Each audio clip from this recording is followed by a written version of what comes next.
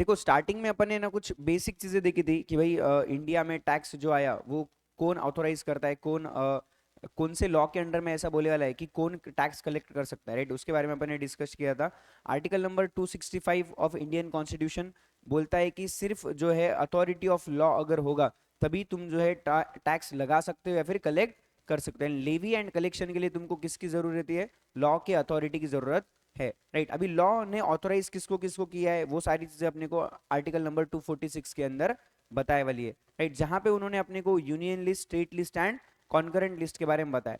Union list के अंदर वो लोग क्या बोलते हैं, सेंट्रल गवर्नमेंट कौन से टैक्स को एप्लीकेबल कर सकती है, राइट। स्टेट गवर्नमेंट कौन से टैक्स को एप्लीकेबल कर सकती है वो स्टेट लिस्ट में बोला है। एंड कॉन्करेंट लिस्ट के अंदर ऐसी चीजें जो कि सेंट्रल और स्टेट दोनों मिलकर अप्लाई कर सकते हैं वो अपने को वहां पे बोले वाला है, ठीक है। अभी यूनियन लिस्ट के अंदर जो भी टैक्स है वो कौन डिसाइड करेगा? पार्लियामेंट डिसाइड करेंगे। एंड उसके अंदर अगर कुछ भी चेंजेस करना है तो वो चेंजेस भी कौन करेगा? पार्लियामेंट करेगी। स्टेट लिस्ट के अंदर अगर कुछ भी चेंजेस करना है तो वो लेजिस्लेचर डिसाइड करेगा। एंड कॉन्करेंट लिस्ट के अंदर करना है तो वो दोनों मिलके डिसाइड करेंगे, यानी कि बोथ पार्लियामेंट और स्टेट लेजिस्लेचर दोनों मिलके डिसाइड करेंगे कि उनको कौन से एक्ट में क्या चेंजेस करवाने हैं, राइट। इनके अथॉरिटी के बगैर चेंजेस पॉसिबल है क्या? नहीं है, राइट। ये अपन ने देखा था। देन फाइनेंस, अभी अपन ने पढ़ा था कि भाई जो टोटल अपना जो फाइनेंस टोटल इनकम टैक्स है, इनकम टैक्स के अंदर अपने को 5 चीजों से पढ़ाई करनी है, राइट। सबसे पहले क्या बोला था, जो अपना इनकम टैक्स एक्ट है वो 1961 इनकम टैक्स एक्ट। देन 1962 के जो इनकम टैक्स के रूल्स है वो अपने को समझना है। फाइनेंस एक्ट जो ईच एंड एवरी ईयर आता है वो अपने को समझना है। सर्कुलर्स, नोटिफिकेशंस क्या होते हैं वो अपने को समझना है। एंड जो केस स्टडीज आती है, राइट, जो गवर्नमेंट सुप्रीम कोर्ट हो गया, हाई कोर्ट हो गया, जो सारे डिसीजंस वो लेता है उसके ऊपर अपना टोटल इनकम टैक्स क्या करता है? डिपेंड करता है, राइट। तो वही अपने को यहाँ पे बताया भाई, ईच एंड एवरी ईयर अपना जो फाइनेंस एक्ट आएगा, निर्मला सीतारमन जी जो उसके अंदर चेंजेस करेंगी वो अपने को समझना जरूरी है। सर्कुलर्स क्या होते हैं, नोटिफिकेशंस क्या होते हैं वो अपने को समझना है। सर्कुलर क्या होता है बोला, अगर विद इन द ईयर कोई भी चीज आ जाए रिलेटेड टू, मतलब कोई भी चीज का अगर उसको तुमको एक सर्टेन प्रॉब्लम के बारे में उनको अगर कुछ भी स्पेसिफाई करना है, right, deal with the certain specific problems and clarify the doubts regarding scope and meaning,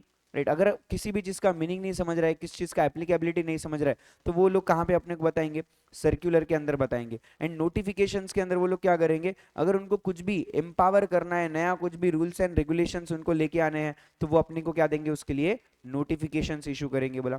case laws, यानी कि गवर्नमेंट के जो भी कोर्ट है, कोर्ट के अंदर जो केस स्टडीज डिसाइड होती है वो केस लॉज में आएंगे। अपन ने देन डेफिनेशन देखा था कुछ बेसिक, राइट। क्लॉज और सबसेक्शन क्या होता है वो देखा था। क्लॉज मतलब क्या?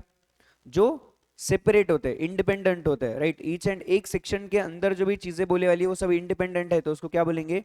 क्लॉज बोलेंगे। और डिपेंडेंट रहा तो क्या बोलेंगे? सब सेक्शंस बोलेंगे, बराबर है क्या? ये अपन ने देखा था। अभी जो डेफिनेशन वाला सेक्शन है, सेक्शन 2, उसके अंदर जो अलग अलग डेफिनेशंस दी वाली है, सारे डेफिनेशंस क्या है? इंडिपेंडेंट है। कोई भी डिपेंडेंट है क्या एक दूसरे के ऊपर?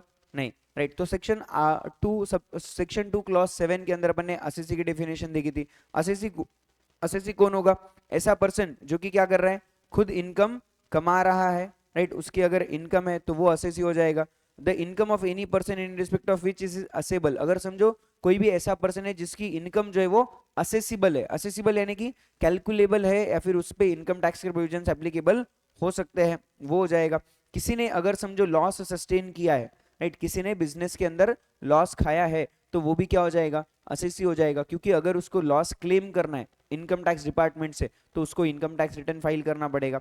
The amount of refund due to him, अगर समझो किसी पर्सन का ऑलरेडी टैक्स कट चुका है और उसको अभी रिफंड क्लेम करना है गवर्नमेंट से, तो उसके लिए भी वो क्या माना जाएगा? असेसी माना जाएगा, ओके। जिस भी प्रोविजन का असेसमेंट चल रहा है, जिस भी पर्सन का, जो भी पर्सन असेसी इन डिफॉल्ट है, उन सबको अपन क्या मानने वाले हैं? असेसी मानने वाले है, राइट। ऐसा सिंपल बेसिक डेफिनेशन है असेसी का कि किसको अपन असेसी मानेंगे। देन असेसमेंट क्या होता है भाई? असेसिंग ऑफिसर अगर किसी भी असेसी का चेकिंग करता है, कैलकुलेशन करता है उसके टैक्स के बारे में, तो उसको अपन क्या बोलते हैं? असेसमेंट बोलते हैं, ओके। ये चीज अपन ने यहाँ समझी थी। देन अपन ने पर्सन का डेफिनेशन देखा था। पर्सन के डेफिनेशन के अंदर अपन ने बोला बहुत सारे लोग आते हैं, राइट। पर्सन इन जनरल एक नॉर्मल वर्ड है जिसके अंदर बहुत लोग आएंगे। कौन कौन आएगा? सबसे पहला पर्सन के अंदर इंडिविजुअल आएंगे, राइट। एचयूएफ आएगा, कंपनी आएगा, फर्म आएगा, एओपी बीओआई आएगा, लोकल अथॉरिटी आएगी एंड आर्टिफिशियल जुडिशियल पर्सन आएगा। देन इन सबको अपन ने इन डिटेल देखा था कि इंडिविजुअल कौन होता है, एचयूएफ कौन होता है, राइट। इंडिविजुअल में क्या बोला था भाई, ऐसा पर्सन होना चाहिए जो कि क्या होना चाहिए, सबसे पहले तो नेचुरल पर्सन होना चाहिए, ह्यूमन बींग होना चाहिए। देन उसके अंदर बोला it includes both male and female, right. इसके अंदर माइनर के लिए भी, जो पर्सन माइनर हो गया या फिर पर्सन ऑफ अनसाउंड माइंड है, वो भी इंडिविजुअल है, क्योंकि उसके बिहाफ पे कोई ना कोई और क्या करेगा, टैक्स भरेगा, राइट। बराबर है क्या, वो चीज अपन ने देखी थी। एचयूएफ किसको बोलेंगे, हिंदू अनडिवाइडेड फैमिली। एचयूएफ के अंदर अपन ने देखा था कि भाई जो भी पर्सन है वो हर एक पर्सन क्या होता है, एचयूएफ का मेंबर होता है। एचयूएफ करने के लिए क्या करना जरूरी है, शादी करना जरूरी है, राइट। जब तक शादी नहीं होगी एचयूएफ होंगी क्या, नहीं होगी। तो सबसे पहले शादी करो फिर एचयूएफ बनाओ, ओके। एंड इसके अंदर जितने भी मेंबर्स रहेंगे एचयूएफ के, उसको क्या बोलते हैं अपन, को पार्टनर्स बोलते हैं, मेंबर्स बोलते हैं, ओके। एंड बाय बर्थ सभी लोग यहाँ क्या बन जाएंगे, मेंबर बन जाएंगे। पैदा हो गई कि यहाँ पे क्या बन जाते अपन, मेंबर बन जाते हैं। इसके लिए कुछ अलग से सर्टिफिकेट लेना पड़ता क्या, नहीं। रजिस्ट्रेशन करना पड़ता क्या, नहीं करना पड़ता, राइट। देन अपन ने बोला था भाई सबसे मेन पर्सन जो होगा एचयूएफ का, उसको अपन क्या बोलेंगे, कर्ता बोलेंगे, ओके। देन 6 सितंबर 2005 को यहाँ पे कुछ तो भी नए लॉज आ गए थे, जिसके अंदर डॉटर्स को भी उन्होंने क्या बोला, को पार्टनरी स्टेटस उन्होंने दिया है। डॉटर्स भी क्या मानी जाएंगी बोले, अपने एचयूएफ की को पार्टनर्स मानी जाएंगी, यानी कि मेंबर मानी जाएंगी। उनको भी क्या मिलेगा, पूरा पूरा उनको राइट है इन केस ऑफ पार्टीशन। पार्टीशन के केस में यानी कि जब हिस्सा बांटा जाएगा तब उनको भी पूरा क्या देंगे अपन, राइट देंगे, राइट। ये चीज अपन ने पढ़ी थी। देन इसके अंदर अपन ने दो चीजें देखी थी, एक था दयाभागा स्कूल एंड दूसरा Mitakshara school. Dayabhaga school west Bengal और आसाम में एप्लीकेबल है। वहां पे क्या माना जाता है कि जब तक कर्ता यानी कि जो लीडिंग पर्सन है उसका डेथ नहीं होगा तब तक दूसरे लोगों को कुछ भी राइट है क्या, प्रॉपर्टी के अंदर नहीं है, उन लोगों को कुछ भी हिस्सा नहीं मिलेगा। लेकिन मिताक्षरा स्कूल जो है, जिसके अंदर जो rest of India except west Bengal and Assam पे एप्लीकेबल है, वहां पे क्या माना जाता है कि जब तुम पैदा हो गए, तुम उसके मेंबर बन गए, तो तुम्हारे पास में राइट है, तुम कभी भी क्या कर सकते हो, पार्टीशन मांग सकते हो, राइट। तुम्हारा प्रॉपर्टी पे पूरा राइट रहेगा बाय बर्थ, ठीक है। ये चीज अपन ने देखी थी।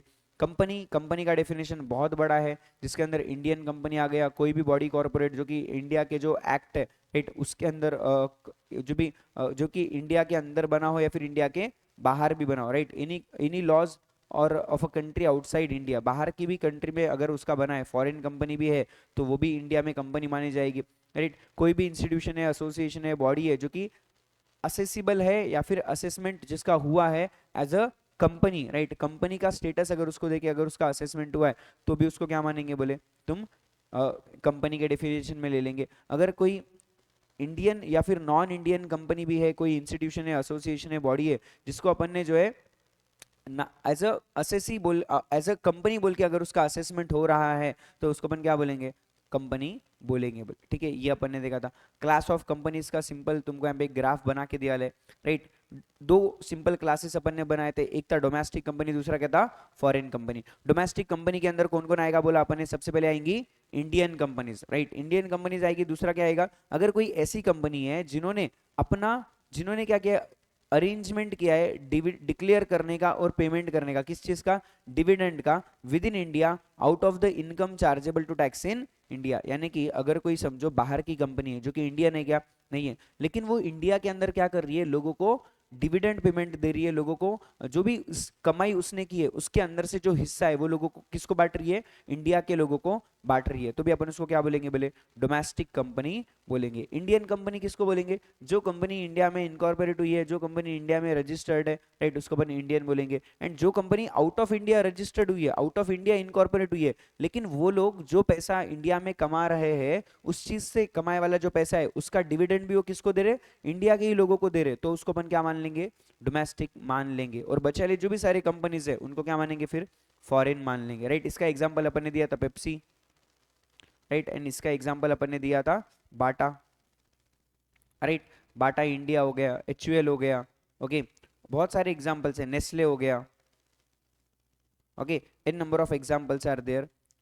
फर्म, फर्म के अंदर अपन ने दो चीज बोली थी, एक है पार्टनरशिप एक्ट के अंदर बनने वाली पार्टनरशिप फर्म, एंड दूसरा है लिमिटेड लाइबिलिटी पार्टनरशिप एक्ट के अंदर बनने वाली एलएलपी। दोनों में डिफरेंस क्या है भाई, पार्टनरशिप एक्ट के अंदर जो पार्टनर्स की लाइबिलिटी होती है वो क्या होती है, अनलिमिटेड होती है, एंड एलएलपी के अंदर जो होगी वो क्या होगी, लिमिटेड होगी, राइट, ओके। ये चीज अपन ने देखी।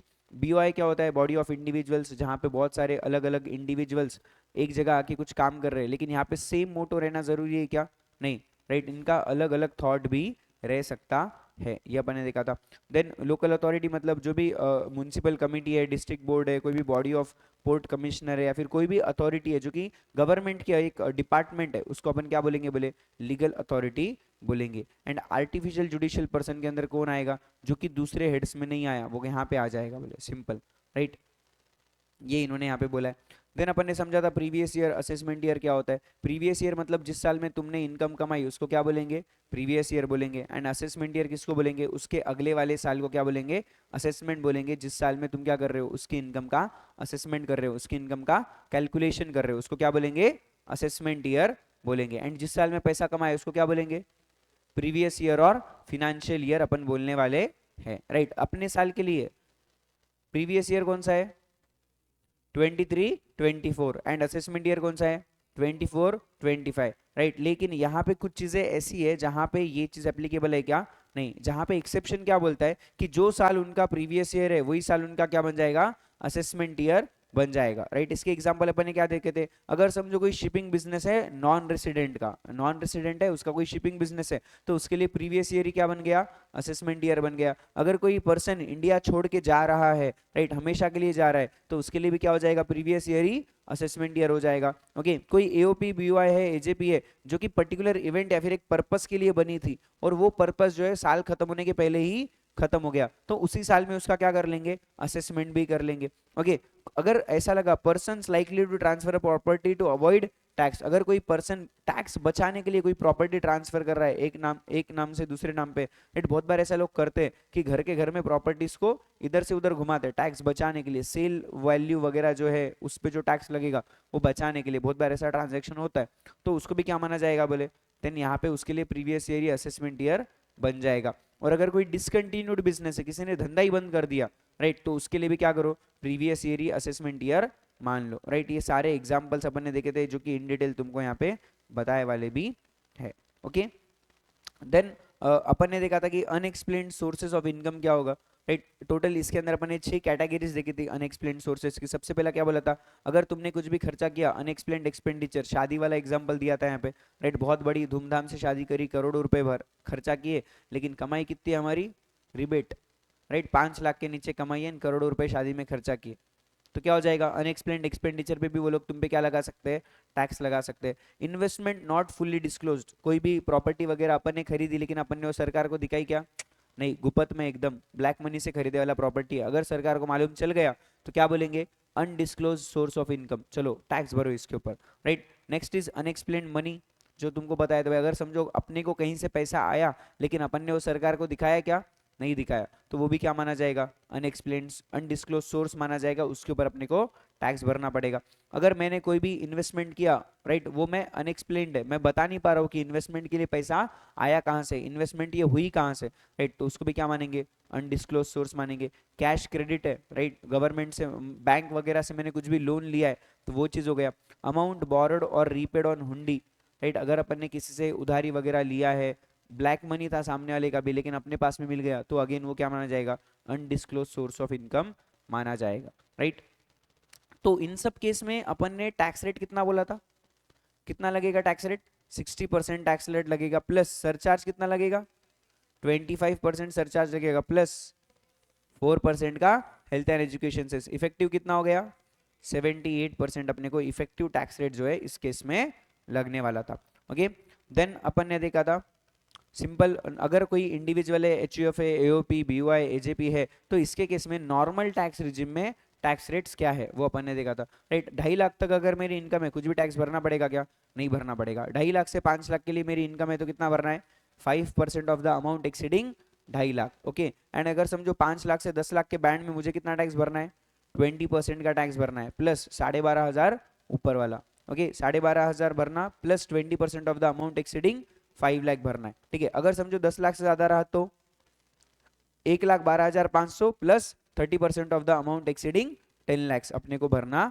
पड़ेगा, ओके। इस केस में अगर समझो कोई सीनियर सिटीजन है, यानी कि जिसका एज क्या है, 60 इयर्स का उसका एज है, उसको टैक्स कितना भरना पड़ेगा, 3 लाख तक नील, 3 लाख से 5 लाख 5%, एंड 5 लाख से 10 लाख सेम 20%, एंड 10 लाख से आगे 30% भरना पड़ेगा। अगर कोई समझो ऐसा पर्सन है जो कि सुपर सीनियर सिटीजन है, जिसका उम्र कितना है, 80 इयर्स के ऊपर है, तो उसके लिए 5 लाख तक कुछ भी टैक्स लगाना है क्या? नहीं लगाना है। 5 लाख से 10 लाख के लिए 20% लगाना है, 10 लाख के ऊपर 30% लगाना है। यहाँ पे एक चीज अपन ने क्लैरिफिकेशन देखा था कि अगर समझो किसी का बर्थडे 1 अप्रैल को आ जाता है ऑफ 1 अप्रैल 2024 को, राइट, 1 अप्रैल 2024 को अगर किसी का बर्थडे आता है, राइट, 60th बर्थडे और 80th बर्थडे अगर किसी का आ रहा है, तो 31 मार्च को ही उसने 60 इयर्स और 80 इयर्स कंप्लीट कर लिए, ऐसा अज्यूम करके अपने को क्या करना है, उसके लिए टैक्स लाइबिलिटी निकालनी है। बराबर है क्या? ये चीज अपने को याद में रखना है। एंड कभी भी अगर ऐसा बर्थ डेट तुमको दिया वाला दिखा ना क्वेश्चन के अंदर, तो समझना पक्का ये वहां पे झोल है, क्योंकि बाकी कई क्वेश्चन में तुमको इतना बर्थ डेट देगा क्या? नहीं। और बर्थ डेट दिया सिर्फ 1 अप्रैल ही दिया तो पक्का वहां पे तुमको ये चीज लगाना है, एंड उसका 60 और 80 इयर्स का कैलकुलेशन तुमको करना पड़ेगा। क्लियर है क्या? राइट। देन 115 बीएससी अपन अभी देखे नहीं है, ठीक है। Next is firm LLP. अगर कोई पार्टनरशिप फर्म है, एलएलपी है, उसके ऊपर टैक्स कितने से लगाने वाले अपन? 30% से लगाने वाले। लोकल अथॉरिटी को कितने से टैक्स लगाना है? 30% से लगाना है। लेकिन यहाँ पे दो चीजें अपन ने अलग पड़ी थी, क्या क्या? अगर समझो उन्होंने जो सर्विस दी वो सर्विस उनके ज्यूरिसडिक्शन में है, अगर वो सर्विस उन्होंने अपने ज्यूरिसडिक्शन में दी तो टैक्स लगाना है क्या? नहीं लगाना। आउट ऑफ ज्यूरिसडिक्शन दिया तो दो चीजों पे छोड़ के अपन उस पे टैक्स लगाने वाले। दो चीजें कौन सी है? एक है वाटर, दूसरा है इलेक्ट्रिसिटी, राइट। ये दो चीजों को छोड़ के अपने को क्या करना है? उसके ऊपर टैक्स लगाना है। कितने रेट से लगाएंगे? फ्लैट 30% से अपने को लगाने का है, राइट। देन अपन ने देखा था कोऑपरेटिव सोसाइटी। कोऑपरेटिव सोसाइटी के केस में अपन ने दो चीजें अलग देखी थी। अगर समझो कोऑपरेटिव सोसाइटी मैन्युफैक्चरिंग है तो क्या होगा? उसको अपन कुछ तो भी स्पेशल बेनिफिट देंगे। स्पेशल बेनिफिट क्या था? अगर समझो कोई कोऑपरेटिव सोसाइटी है जो कि कब कब मैन्युफैक्चरिंग उसका, कब उसका इनकॉर्पोरेशन हुआ है?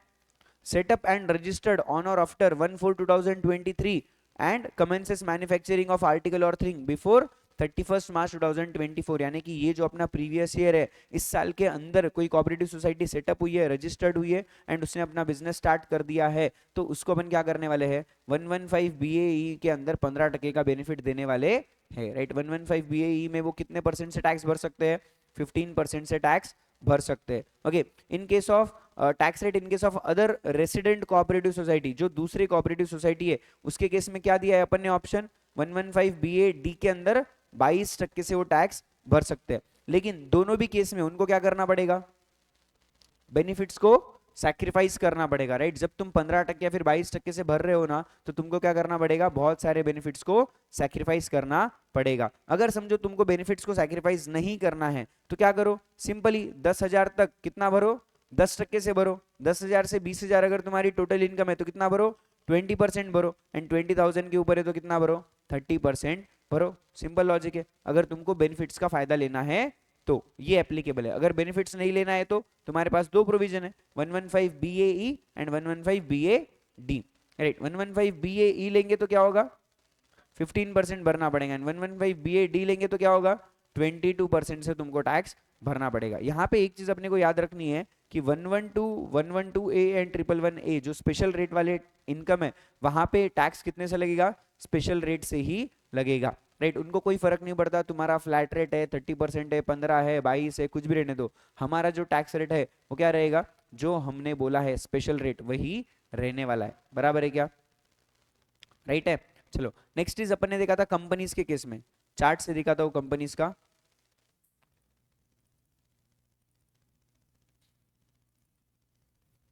देखो कंपनीज के केस में अपन ने क्या बोला था भाई? दो टाइप्स की कंपनी होती है, एक होती है डोमेस्टिक, दूसरा है other than domestic. Domestic company के केस में सबसे पहले अपने को क्या देखना है? क्या वो कंपनी मैन्युफैक्चरर है क्या? उसने अपना जो बिजनेस है, अपना जो बिजनेस सेटअप किया है, रजिस्टर्ड किया है या फिर प्रोडक्शन कमेंस किया है, कब करना चाहिए था? 1/10/2019 से लेके 31 मार्च 2024 तक करना चाहिए था। अगर इसमें कर दिया है, यस, अगर तुम्हारा आंसर है, तो तुम्हारा टैक्स रेट क्या होगा? 115 बीएडी के हिसाब से 15% जो है वो तुमको भरना पड़ेगा। अगर समझो तुम्हारा आंसर नो है तो तुम्हारे पास दो ऑप्शंस है। ऑप्शंस क्या क्या है? एक तो सर तुमको अगर कुछ बेनिफिट सैक्रिफाइस करना है या फिर तुमको कम टैक्स रेट से अगर टैक्स कैलकुलेट करना है तो ऑप्शन 2 में जाओ, 115 B double A, right. B 2 है और ए दोबारा है, यानी कि क्या हो गया? 22, ऐसा अपन ने देखा था। ओके, तो यहाँ पे तुमको क्या रेट से टैक्स भरना पड़ेगा? 22% से टैक्स भरना पड़ेगा under section 115 B double A, right. इसके अंदर तुमको बेनिफिट्स को सैक्रिफाइस करना पड़ेगा क्या? यस, बट ऑब्वियस तुमको बेनिफिट्स को सैक्रिफाइस करना पड़ेगा। लेकिन अगर तुम्हारा ऑप्शन 1 है जो कि ओल्ड रिजिम के हिसाब से बात करता है, जहां पे तुमको बहुत सारे बेनिफिट्स भी मिल जाएंगे, वहां पे अपने लिए टैक्स रेट क्या है? 25% ही अपने को टैक्स भरना पड़ेगा। अगर समझो मेरा turnover for the previous year 21-22 कितना है? 400 करोड़ या फिर उससे कम है, तो अगर समझो मेरा टैक्स जो मेरा टर्नओवर है वो 400 करोड़ या उससे ज्यादा है, तो क्या करूंगा मैं? 30% से मुझे टैक्स भरना पड़ेगा। ऐसा कम क्यों दिया है? बोले छोटा टर्नओवर है तो छोटे रेट से टैक्स भरो, बड़ा टर्नओवर है तो बड़े रेट से तुमसे हम क्या करेंगे? टैक्स वसूलेंगे। सिंपल, इस लॉजिक के हिसाब से इन्होंने अपने को यहाँ चीज बताए वाली है। Okay, and other than domestic companies जो रहेंगी उनके लिए क्या रेट रहेगा? 40% रहेगा। ओके, यहाँ पे अगेन जो अपना 112 है, 112A है, 111A है, उसका जो टैक्स रेट है वो क्या लगेगा? सेम, जो उनका डिफॉल्ट है स्पेशल रेट बताए वाला वही तुमको एप्लीकेबल करना है। बराबर है क्या? देखो यहाँ पे दिया है 112 long term capital gain, right. अगर समझो अदर देन जो भी 112A के अंदर बोले वाला है उससे अगर कुछ भी अलग है तो वो कहाँ जाएगा? 20% के रेट में जाएगा। ओके, और अगर समझो कोई भी लॉन्ग टर्म कैपिटल गेन है अंडर सेक्शन 112A वाला, 112A के अंदर क्या बोला है? अगर समझो कोई भी इक्विटी शेयर बेच के तुमको फायदा हुआ है, या फिर units of equity oriented mutual funds बेच के तुमको फायदा हुआ है, या फिर यूनिट ऑफ बिजनेस ट्रस्ट बेच के अगर तुमको कुछ भी गेन हो रहा है, राइट, तो उसके केस में क्या लगेगा? 112A लगेगा, राइट। कितने परसेंट से टैक्स लगने वाला है? 10% से लगेगा अबव 1 लाख, यानी कि 1 लाख तक तुमको क्या देने वाले हम लोग? एग्जम्पशन देने वाले है, राइट। और एक चीज अपने को यहाँ पे याद रखनी है कि जो भी इक्विटी शेयर्स वगैरह अपन बेचे हैं या फिर units of equity oriented mutual funds है ना, तो वहां पे तुमने एसटीटी पे किए वाला होना चाहिए at the time of acquisition and at the time of transfer, right. Generally अगर बोला जाए ना, जो भी शेयर मार्केट में सेलिंग होती है शेयर्स वगैरह की, तो वो एसटीटी पे करके ही होती है, या फिर बाइंग भी किया तो एसटीटी पे करके ही होगा, राइट। तो बोथ टाइम पे क्या होगा? एक्विजिशन और ट्रांसफर के टाइम में तुमने जो भी है एसटीटी पे किए वाला ही होगा, ठीक है। ये चीज अपन ने देखी थी। देन 111A के अंदर अपन ने क्या बोला था? 111A के अंदर क्या होगा? अगर समझो, एक मिनट, कैपिटल गेन वाला निकालता हूं।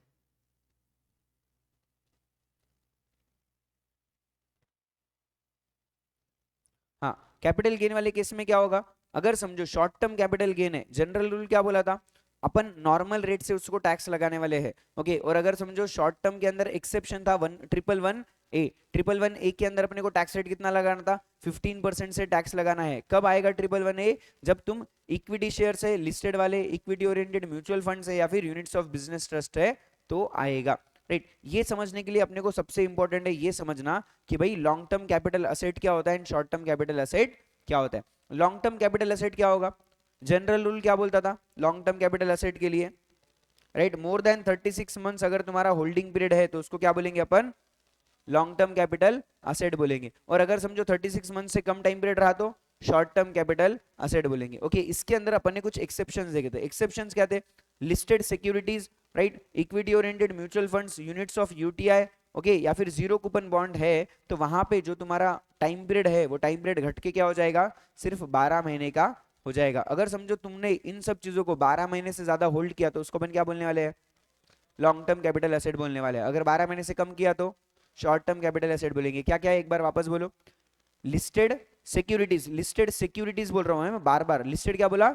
सिक्योरिटीज, यानी कि इसके अंदर इक्विटी भी आएगा, प्रेफरेंस भी आएगा, डिबेंचर्स भी आएगा, बॉन्ड भी आएगा, सब कुछ आएगा। कुछ भी अगर लिस्टेड है तो वो इसमें कंसिडर कर लेंगे। Okay, then units of UTI, unit trust of India के कुछ भी यूनिट्स है, म्यूचुअल फंड्स है, या फिर इक्विटी ओरिएंटेड म्यूचुअल फंड्स होना चाहिए स्पेसिफिकली, राइट। डेट रहेगा तो आएगा क्या? नहीं। इक्विटी ओरिएंटेड म्यूचुअल फंड्स रहा, जीरो कूपन बॉन्ड रहा, तो उसके लिए टाइम पीरियड क्या होगा? 12 महीने का होगा। ओके, और अगर समझो अनलिस्टेड इक्विटी है या फिर अनलिस्टेड प्रेफरेंस शेयर्स, यानी कि सिंपली अनलिस्टेड सिक्योरिटीज कुछ भी है तो, और अगर समझो इमूवेबल प्रॉपर्टी है जिसके अंदर लैंड, बिल्डिंग और बोथ अपन ने बोला था, तो यहाँ पे अपना जो लॉन्ग टर्म कैपिटल असेट बनने का टाइम पीरियड है वो क्या होगा? 24 मंथ्स का होगा। अगर तुम इन सब चीजों को 24 मंथ्स या फिर उससे ज्यादा होल्ड करते हो तो क्या मानोगे? लॉन्ग टर्म कैपिटल असेट मानोगे, नहीं तो क्या मानोगे? शॉर्ट टर्म कैपिटल असेट मानोगे। आई होप ये तुम्हारे पास लिखे वाला है, बराबर है। चलो ये अपन ने देखा था। देन इसके बाद अपन ने कुछ और स्पेशल रेट वाली इनकम देखी थी, जैसा कि 115 बीबी, जो बहुत बड़े लोग करेंगे काम, राइट। 115 बीबी बीबी के अंदर अपन ने क्या बोला था, समझो कुछ भी अनएक्सप्लेन्ड सोर्स, ये कैजुअल इनकम अगर कुछ भी मेरा है, तो कैजुअल इनकम के ऊपर मुझे टैक्स रेट क्या लगने वाला है, 30% से मुझे लगेगा, राइट। कैजुअल इनकम के अंदर अपन ने क्या बोला था, अगर कुछ ऐसी इनकम है जो अपन ने ऐसे ही कमा ली बगैर हार्डवर्क के, बहुत ज्यादा मेहनत अपने को करना पड़ा, क्या नहीं करना पड़ा, उसको अपन कैजुअल इनकम बोलते हैं। जिसके अंदर अपन ने बोला था लॉटरी की इनकम हो गया, बेटिंग हो गया, गैम्बलिंग हो गया, कसिनो के हो गए, कार्ड गेम हो गए, राइट। पत्ते वगैरह खेल के अगर मैं पैसे कमाता हूँ, तो जो ऐसी चीजें है, हॉर्स राइडिंग हो गया, राइट, घोड़े पे मैंने पैसा लगाया था, उससे अगर कुछ भी मैंने इनकम कमाई, तो वो सब क्या है, कैजुअल इनकम है। इसके अंदर से अपन ने बोला था भाई यहाँ पे तुमको एक्सपेंडिचर का कुछ भी सेट ऑफ मिलेगा क्या, नहीं मिलेगा, राइट। तुमको लॉसेस का कुछ भी सेट ऑफ मिलेगा क्या, नहीं मिलेगा। तुमको टैक्स रेट कितने से भरना पड़ेगा, 30% से। 30% किसके ऊपर निकालेंगे, विनिंग अमाउंट के ऊपर जो है तुम 30% निकालने वाले हो, ओके। इस साल से एक नया सेक्शन इसके अंदर आया है, दैट इज 115 बीबीजे, जो अपने को बात करता है net winnings from online games, यानी कि जैसा अपना ड्रीम 11 हो गया, रमी सर्कल हो गया, राइट, तीन पत्ती हो गया, जो भी ऐसे ऑनलाइन गेम्स है, अगर तुमने वहां से पैसा कमाया है, तो तुमको कितना रेट से टैक्स भरना पड़ेगा, 30% से टैक्स भरना पड़ेगा। सरचार्ज कितना लगेगा, बेस्ड ऑन तुम्हारा टोटल इनकम क्या है, उसके हिसाब से क्या निकालो, सरचार्ज एप्लीकेबल हो जाएगा, बराबर है क्या। Then 115 BBE unexplained sources, undisclosed income वगैरह जो भी रहेगा ना, अन्य जो अपने देखा है 6 अलग अलग केसेस, वहां पे रेट कितने से लगने वाला है, 60% से रेट लगेगा, टैक्स लगेगा, 25% से सरचार्ज निकालना है, एंड 4% से क्या निकालेंगे, हेल्थ एंड एजुकेशन से अपन निकालने वाले है। क्लियर है क्या, राइट। ये सारे स्पेशल रेट वाली इनकम। देन अपन ने देखा था सरचार्ज। सरचार्ज नॉर्मल प्रोविजंस के केस में अलग है, एंड डिफॉल्ट टैक्स रिजिम के हिसाब से अलग लगता है। देखो यहाँ पे तुमको लिख के दिया था,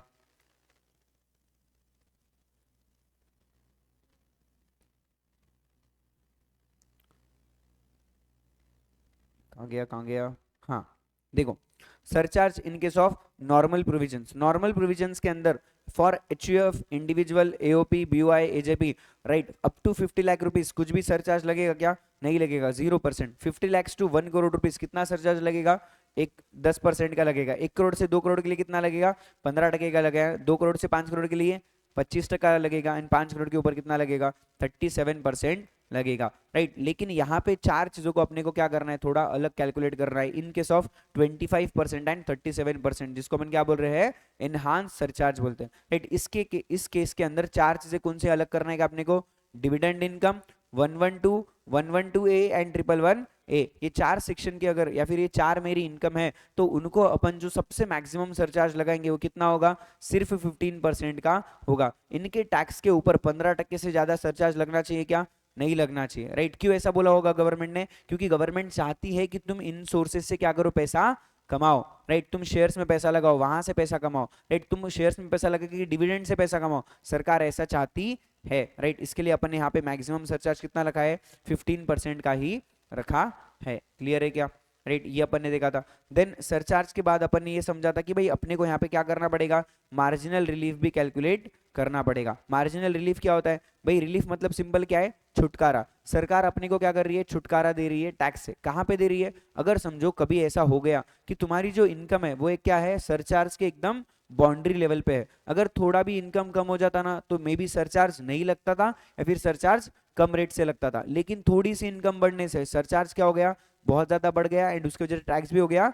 जितनी इनकम बढ़ी उससे ज्यादा क्या बढ़ गया, मेरा टैक्स बढ़ गया। तो वहां पे तुमको क्या देगी सरकार, रिलीफ देगी। रिलीफ कितना देगी, जितना भी तुम्हारा एक्स्ट्रा टैक्स आ रहा है उतने को तुमको क्या दे देगी सरकार, रिलीफ देगी, राइट। सिंपली ये चीज अपन ने पढ़ी थी। यहाँ पे अपने को 5 स्टेप के अंदर आंसर निकालना है। सबसे पहले स्टेप में अपन क्या करने वाले हैं, टोटल इनकम के ऊपर टैक्स निकालने वाले हैं विद एडिंग सरचार्ज जो भी लगता है। सेकेंड स्टेप में अपने को क्या करना है, जो तुम्हारी उसके पहले वाला जो स्लैब रेट बैठता था, ब्रैकेट बैठ रहा है, वहां पे तुम्हारी जो टैक्स निकलता है वो तुमको निकालना है, राइट। जो भी 50 लाख है, 1 करोड़ है, 2 करोड़ है, 50 लाख रहेगा तो सरचार्ज ऐड करके नहीं निकालना है। 1 करोड़ 2 करोड़ रहेगा तो जो भी उसके ऊपर सरचार्ज ऐड करके टैक्स बनता है वो तुमको निकालना है। थर्ड स्टेप अपन ने क्या बोला था, अपने को देखना है difference between the income, total income and जो अपना टैक्स रेट जो भी अपन ने लगाया 50 लाख, 1 करोड़, 2 करोड़, उसमें तुम्हारा इनकम, यानी कि सिंपल अपन इसको क्या बोल सकते हैं, इंक्रीज इन इनकम कितना हुआ है वो तुमको कैलकुलेट करना है। देन फोर्थ स्टेप में अपने को क्या करना बोला था कि भाई अपने को स्टेप 2 एंड स्टेप 3 की टोटल करना है, ए प्लस बी करना है। देन अपने को कंपेयर करना है कि भाई स्टेप 1 और स्टेप 4 में क्या डिफरेंस है। अगर स्टेप 1 में जो आंसर निकला वो स्टेप 4 से बड़ा है तो वहां पे तुमको क्या मिलेगा, मार्जिनल रिलीफ मिलेगा। मार्जिनल रिलीफ कितना मिलेगा, ए माइनस बी, यानी कि स्टेप 1 माइनस स्टेप 4 अगर मैं करूंगा तो मुझे क्या मिलेगा, मार्जिनल रिलीफ मिल जाएगा, राइट। इसको कैलकुलेट करने के अलग अलग मेथड्स अपन ने देखे, या फिर डायरेक्टली मैं ऐसा भी कर सकता हूँ, इंक्रीज इन इनकम कितना आया, इंक्रीज इन टैक्स कितना आया वो देखो, एंड दोनों का जो डिफरेंस है वो डिफरेंस मेरे लिए क्या होगा, मार्जिनल रिलीफ होगा। ओके, अपन ने वैसा भी एक क्वेश्चन सॉल्व करके देखा है। क्लियर है क्या, झेपाक रहा है क्या, राइट। ये सब हो गया। देन इसके बाद अपन ने पढ़ा था, ओके ओके, हाँ, फर्म के केस में, एलएलपी के केस में, इनके केस में सरचार्ज कैसा लगने वाला है। फर्म के केस में पार्टनरशिप फर्म है, राइट, एलएलपी है, ओके, लोकल अथॉरिटी है, इनके केस में अपन ने क्या बोला था, अप टू 1 करोड़ रुपीस कोई भी सरचार्ज लगेगा क्या, नहीं लगेगा। 1 करोड़ के अबव अगर गया तो कितना लगेगा, 12% से सरचार्ज लगने वाला है, राइट। मार्जिनल रिलीफ मिलेगा क्या, यस, मार्जिनल रिलीफ तुम इसको देने वाले हो। देन अपन ने देखा तो कोऑपरेटिव सोसाइटी के केस में, cooperative society other than cooperative society जिन्होंने 115 बीएडी एंड 115 बीएई का टैक्स निकाला है, यानी कि जो अपने जो अलग स्पेशल रेट वाले इनकम है वो स्पेशल रेट वाले उन्होंने निकाले क्या, नहीं निकाले। उन्होंने नॉर्मल जो ओल्ड प्रोविजन है उसके हिसाब से अगर टैक्स निकाला है तो वहां पे अपने को क्या करना है, 1 करोड़ से 10 करोड़ वाली अगर उनकी इनकम है तो वहां पे कितने से अपन से सरचार्ज लगाने वाले हैं, 7% से अपन सरचार्ज लगाएंगे, राइट। साथ ही साथ हाईलाइट कर लो, ये जो रेट्स होते हैं ना, इन रेट्स को तुम हाईलाइट करो, ये जो अमाउंट्स है इन अमाउंट्स को हाईलाइट करके रखो कि भाई ऐसे कोऑपरेटिव सोसाइटी जिन्होंने 115 बीएडी और 115 बीएई का टैक्स निकाला है क्या, नहीं निकाला है, उसके केस में अगर इनकम 1 करोड़ से 10 करोड़ के बीच में है तो कितना परसेंट से सरचार्ज निकलेगा, 7% से निकलेगा, उसको मार्जिनल रिलीफ मिलेगी। अगर समझो कोई ऐसी कोऑपरेटिव सोसाइटी है जिनका टैक्स 10 करोड़ से ऊपर गया है, जिनका इनकम इनकम उनका कितने उससे ऊपर गया, 10 करोड़ से ऊपर गया, उन्होंने कोई भी 115 बीएडी और 115 बीएई के हिसाब से टैक्स नहीं निकाला है तो रेट ऑफ सरचार्ज क्या होगा, 12% होगा। कोऑपरेटिव सोसाइटी का सरचार्ज का rate is same to the companies का सरचार्ज का रेट, राइट, उस हिसाब से सेम निकले वाला है। कुछ भी अलग है क्या इसके अंदर, नहीं। 7% एंड 12% डोमेस्टिक कंपनी के केस में अपन ने वहां भी देखा था, ओके। और अगर समझो कोई 115 बीएडी और 115 बीएई का ऑप्शन लेता है तो उनको सरचार्ज कितने से लगाना है, 10% से फ्लैट लगाना है। यहाँ पे कोई भी थ्रेशोल्ड लिमिट देखना है क्या तुमको, नहीं, नो थ्रेशोल्ड, डायरेक्टली लगा दो, बराबर है क्या। ये चीज same same copy paste in case of domestic companies. देखो अगर कोई भी डोमेस्टिक कंपनी है जिन्होंने 115 BAA एंड 115 BAD का ऑप्शन चूज किया है क्या, नहीं किया है, और उनकी इनकम 1 करोड़ से 10 करोड़ के बीच में है तो उनको कितने से सरचार्ज लगेगा, 7% से लगेगा, ओके। और अगर समझो कोई ऐसी डोमेस्टिक कंपनी है जिन्होंने 115 BAA और 115 BAD का ऑप्शन चूज नहीं किया है और टोटल इनकम उनकी 10 करोड़ के ऊपर चली गई तो उनको सरचार्ज कितने से लगने वाला है, 12% से लगेगा। दोनों भी केस में मार्जिनल रिलीफ मिलेगी क्या, यस, मार्जिनल रिलीफ मिलने वाली है। और अगर समझो कोई 115 BAA और 115 BAD का ऑप्शन चूज करता है कोई डोमेस्टिक कंपनी तो उसको सरचार्ज कितने से लगेगा, 10% से लगने वाला है। यहाँ पे कोई भी उसको थ्रेशोल्ड लिमिट देनी है क्या, नहीं देनी है, राइट, विदाउट थ्रेशोल्ड कैलकुलेट करना है। देन देखा था फॉरेन कंपनी, फॉरेन कंपनी के केस में अपने को सरचार्ज कितना लगाना है, थोड़ा कम लगाना है, राइट। अगर समझो कोई फॉरेन कंपनी है जिसकी टोटल इनकम 1 करोड़ से 10 करोड़ के बीच में है तो उसको सरचार्ज कितने से लगेगा, 2% से लगने वाला है, ओके। और अगर कोई समझो कोई फॉरेन कंपनी है जिसका टोटल इनकम जो है वो 10 करोड़ के ऊपर है तो उसको सरचार्ज कितने से लगाएंगे तुम, 5% से लगाने वाले हो। हेल्थ एंड एजुकेशन से हर जगह लगाना है, कहीं भी भूलना है क्या, नहीं, राइट। तो यहाँ पे तुमको मार्जिनल रिलीफ मिलेगी क्या, यस, मिलेगी। लेकिन अगर समझो कोई पर्सन जो है 115 BAA या फिर 115 BAD के प्रोविजन में जाता है, कोई 115 BAE या फिर BAD के प्रोविजन में जाता है तो वहां पे उसको जो भी है मार्जिनल रिलीफ मिलने वाली है क्या, नहीं मिलने वाली है, राइट। यानी कि जिस भी पर्सन ने कम रेट ऑफ टैक्स से टैक्स भरा है उसको मार्जिनल रिलीफ देंगे क्या अपन लोग, नहीं देंगे, राइट। उसको फ्लैट 10% से सरचार्ज लगाएंगे लेकिन मार्जिनल रिलीफ नहीं देंगे, बराबर है क्या। ये याद रखना है, गलती से मार्जिनल रिलीफ कैलकुलेट मत कर देना, ठीक है। ये चार्ट तुमको यहाँ पे बना के दिया।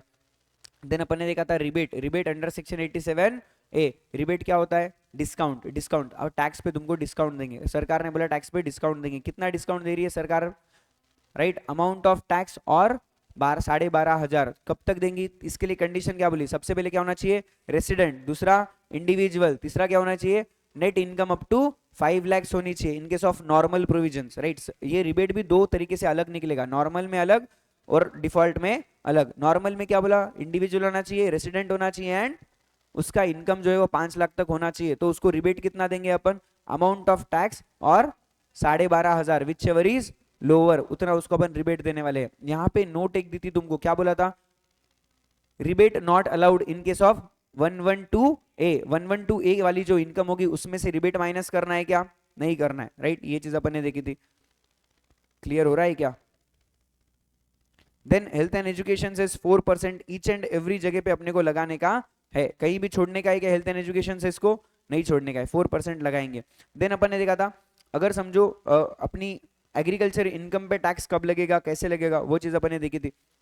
अगर समझो मैं टोटली एग्रीकल्चर इनकम ही कमा रहा हूँ, दूसरा मेरा कुछ भी बिजनेस नहीं है, कुछ भी दूसरी इनकम नहीं है, तो वहां पे क्या हो जाएगा, मेरे को एग्रीकल्चर इनकम पूरी पूरी एग्जम्प्ट हो जाएगी, राइट। लेकिन अगर समझो मेरे को ऐसा हुआ कि मेरी जो दूसरी इनकम है, बिजनेस इनकम वगैरह है, साथ में एग्रीकल्चर इनकम भी है, यानी कि पार्शियली ये पार्शियली वो, थोड़ा थोड़ा दोनों भी है, तो वहां पे अपने को टैक्स रेट निकालते टाइम पे ना दो कंडीशंस देखनी थी, राइट। क्या करना है अपने को, भाई ये चेक करना है कि उसका जो एग्रीकल्चर इनकम है क्या वो 5,000 रुपए से ज्यादा है क्या। दूसरी कंडीशन क्या बोली, उसका जो नॉन एग्रीकल्चर इनकम है वो उसका जो भी जो बेसिक एग्जम्पशन लिमिट है उससे क्या करता है, ज्यादा है क्या। ये दो कंडीशन अपने को देखनी थी। क्या क्या थी कंडीशन, सबसे पहली कंडीशन क्या बोली, उसका जो एग्रीकल्चर इनकम है वो क्या होना चाहिए, 5,000 से ज्यादा। यहाँ पे देखो ना एक वर्ड दिया है नेट, नेट एग्रीकल्चर इनकम मतलब इनकम माइनस एक्सपेंडिचर करके 5,000 से ज्यादा रहा ना तो, राइट, उसको अपन क्या बोलेंगे, नेट बोलेंगे। इनकम माइनस एक्सपेंडिचर को अपन नेट बोलते हैं। नेट एग्रीकल्चर इनकम अगर 5,000 रुपए से ज्यादा है